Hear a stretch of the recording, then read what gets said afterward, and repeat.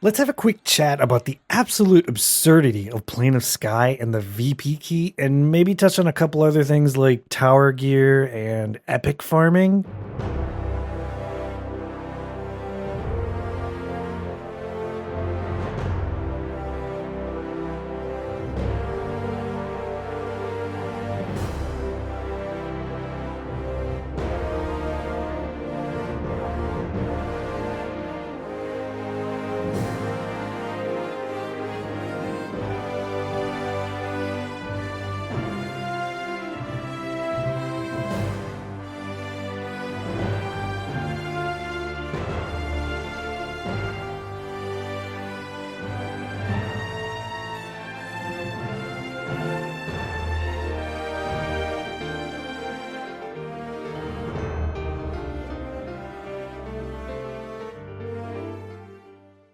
Plane of Sky is perhaps one of the most absurd things ever I've encountered when it comes to a sort of raid team attempting to progress through the raid. I'm sure all of you veterans, which is basically everybody at this point except me, are are well aware of what is in store in Plane of Sky.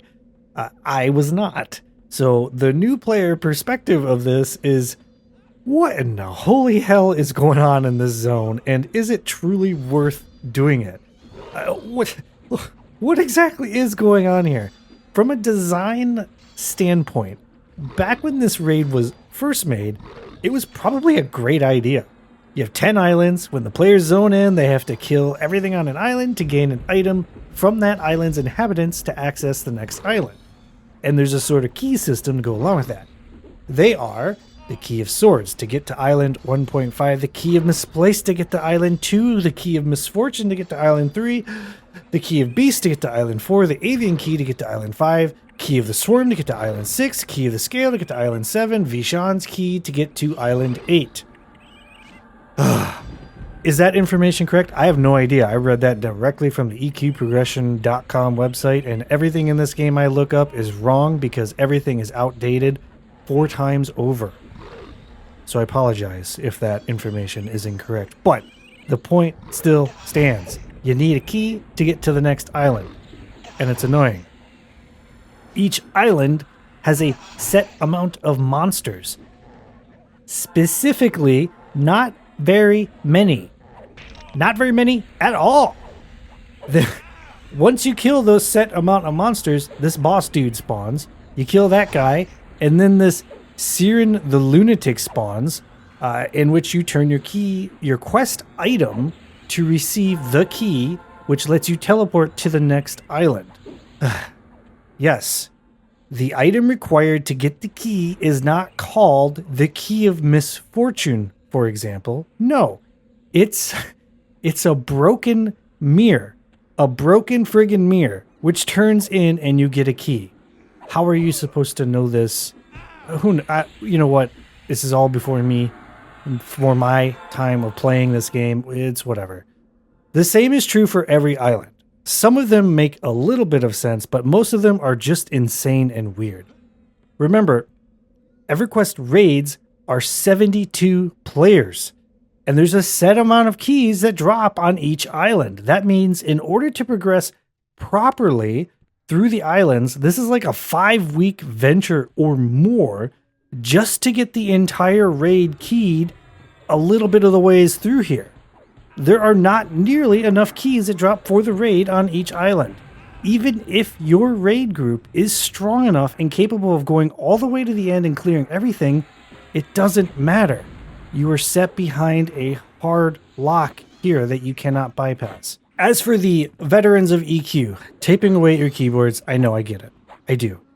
There's a lot of information about Everquest, and a lot of it is wrong. And how many times can I say a lot here in a short while? There should be another way to say a lot. Anyhow, anytime I look up anything for this game, it's generally speaking out of date. Or it is 2 times out of date.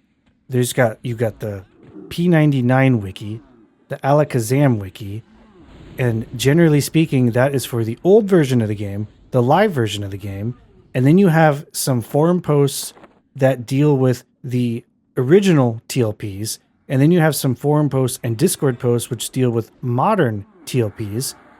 And then you come to Teek, the server that I am playing on, and the information surrounding Teek and the specific loot and the specific things you need to do and spawn timers, like for the VP key, is all wrong. I couldn't find anywhere the actual accurate information. I do know that there are other ways up there, is what I was getting at. I know that you can die and get summoned and bypass, yada, yada, yada. This was mostly a rant about the proper way to get through it. So far, that has been my experience in the Plane of Sky. Zone in, kill a bunch of stuff on an island. Someone with a spreadsheet, Phaedra, basically goes insane trying to hand out all these items and track everybody so that we get the keys so that everybody can progress through each island. And then there's 72 people on the Discord. Half of them are AFK because they can't go to the next island, so they don't know when they're being talked to in Discord. And then there's the other half that have come in and they farmed keys to try to help the guild outside of raid time so that, you know, they can get some keys and we can give those keys to the people who can only raid. But those guys who came in after hours are not updated on Phaedra's spreadsheet. So then she starts asking people if they need this key, but they already have this key, but it's too late. It's already been assigned to them. So now they have to leave it on the corpse, but that corpse is on another island, and then they have to get it's a process. The Plane of Skies, and this is something else. What about the loot though? What loot? You mean a small shield? This raid has weird quests to get a bunch of its loot. So when you come here, you farm every island over and over and over and over to get the keys for your raid while also stockpiling items like copper disc, small shield, silver disc, a blue-ish stone. Yep, blue-ish, and perhaps a light cloth mantle. All of these weird items are actually turn-ins that reward the actual raid item. You got to track all the keys, track all the drops, and the quests to get this stuff. This is absolutely insane. Now let's go back in time and talk about the early days of raid design. If we were in the devs' shoes designing this raid on paper, I think this raid is actually pretty awesome. You know, picture it. Hey, yo, we need a raid. We need an idea for a new raid, man. We need, like, we've done this other stuff. We need, like, something cool, something different. The players want something awesome. All right, listen, man, check this out. Picture a bunch of islands that increase in difficulty as you go from island to island. Man, that's awesome. What if we made it so that each island also required a key from the previous island? Even better. And you know, the name of the game is Everquest. So let's add a bunch of random ass items that turn in for gear and you don't know the stats of until you do the actual turn in. They wanted more quests after all, and we do hate our players. All joking aside, I think on paper this raid is actually pretty cool. It just didn't age well. The devs have obviously learned and know not to do things like this anymore.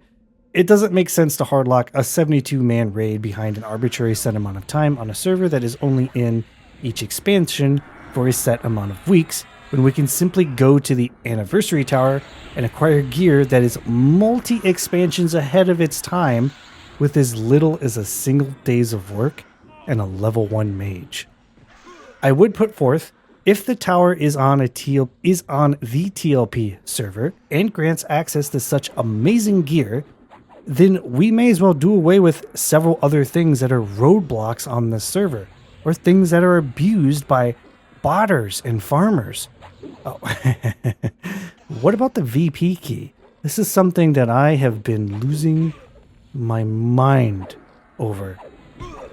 If you don't know, to get keyed for VP, which I think is Vishan's Peak, I could be wrong. Listen, I apologize if I'm wrong. There's a lot of information here, and there's a lot of, and I've been losing my mind farming this key. All right, you need 9 medallions, which are found around the world. 3 of each type. There's a top, a middle, a bottom of each. So there's 3 sets, top, middle, and bottom. Each set is different.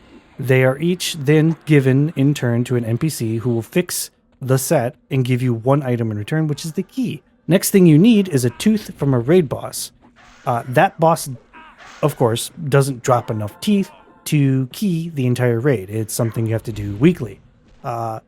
It doesn't quite seem as bad as Plane of Sky, but I think it probably is just as annoying. However, some of these so-called medallion drops are not drops at all. In fact, another thing that is a relic of the past, a clever design mechanic the devs of old came up with that doesn't quite age well, and that is ground spawns. Unlike a modern MMO where a ground spawned item, generally speaking, is permanent, granting anyone who shows up a loot option, or the ground spawn spawns but stays for 30 seconds, maybe a minute, before despawning. This lets those who manage to find it in those 30 seconds all the ability to loot said item. Not Everquest. No.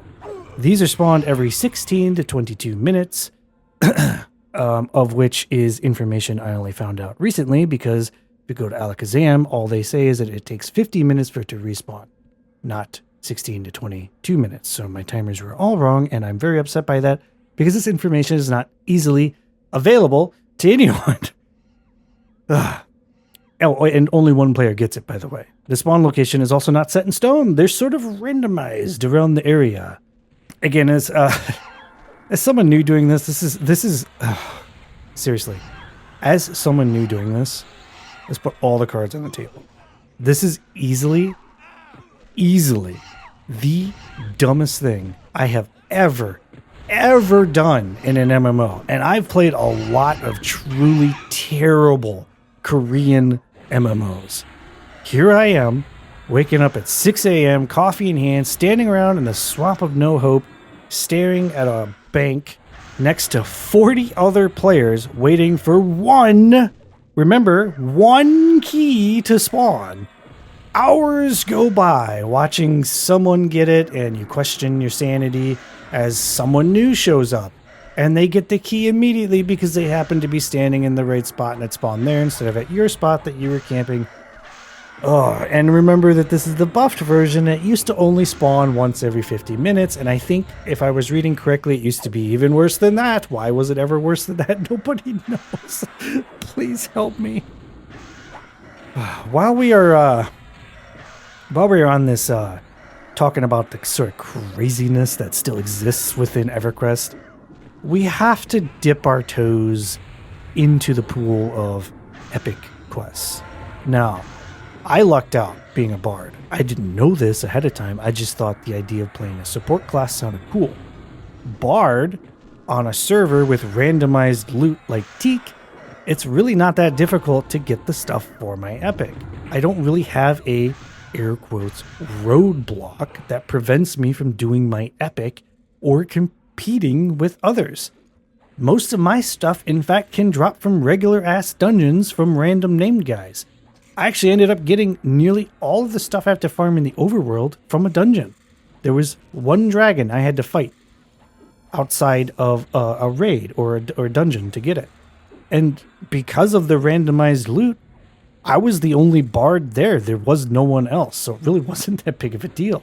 However, I've been, trying to sort of learn the ways of Everquest and sort of tag along with what people are doing in Guild, Chef's Kiss, and what they're doing with their epic quests. I've discovered that that's not really the case for everyone.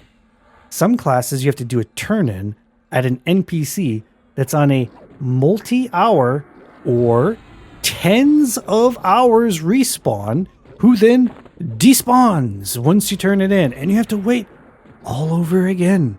Or it spawns once every so many hours and is immediately killed by a botting crew who then try to sell it to that class for chrono.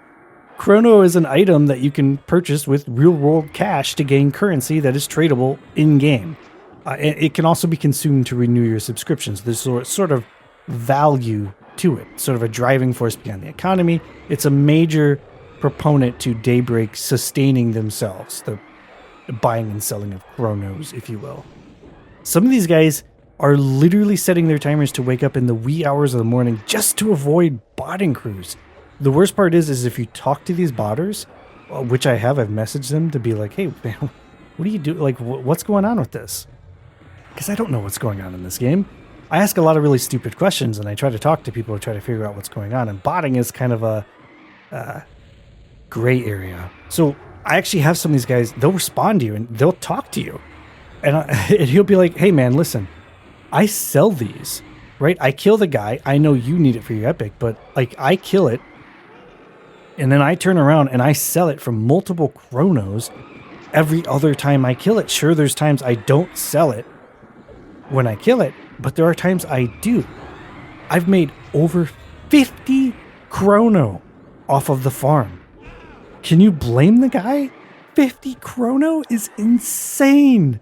That's over $900 or somewhere around there. I can't remember. I think the price is $18. It's $900. I have no idea if people sell this stuff through third-party sites, but like every other MMO, I'm simply going to assume that that is the case. So $900 for that little amount of effort and no penalties from Daybreak and no like fixes or patches to prevent this sort of thing from happening? Of course they're going to farm it. It just sucks if your epic is the one that's locked behind this nonsense.